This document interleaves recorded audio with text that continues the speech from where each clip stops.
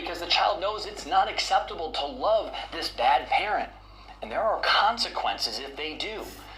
This causes them to be compliant and reject the bad parent. But within the child, this creates behavioral issues because they can't express love and desire for both parents, and they're angry and frustrated. So their schoolwork begins to suffer. They begin to be isolated from other family and friends, and then it's easy to blame you for their failing grades, the lack of interest in sports or activities, or their angry outbursts. And the situation increases their dependency on the good parent. Can you relate to any of this? And if it's not bad enough, here's what everyone sees on the outside world. On the outside world, the bad parent is to blame for all of the stress.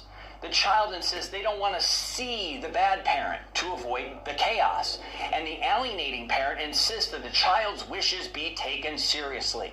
And just like that, contact is limited. Then third parties like counselors and therapists, they validate the good parent, bad parent role, and the child feels that they have no opportunity to say what they really want, so they become silent. So by all appearances, the child is justifiably pushing you away, and then you become ostracized by other parents, teachers, family, and friends. And the longer this goes on, the more the story solidifies and becomes real to everyone. And the saddest part is that parents like you are going through this feel completely alone, right? You're embarrassed to say you don't see your child. Others look at you with judgment, wondering what you did. And even friends and family eventually get tired of listening to your pain.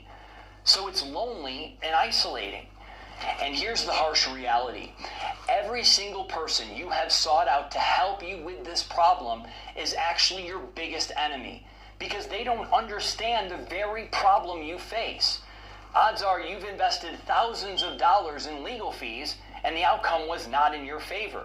Or you were awarded parenting time, but the child refuses to see you. So in that case, a win really isn't a win because you can't enforce it. Or you spend time and money on therapy trying to make yourself feel better and help cope and convince yourself that you are worthy of your child, even though they continually slip away. Yet after all of the money and all of that time, not one single person can look at you honestly in the eye and say, I understand exactly what you're going through. Because guess what? They don't. Which is why what you're doing isn't working. In fact, it's actually pushing them further away and making the gap wider.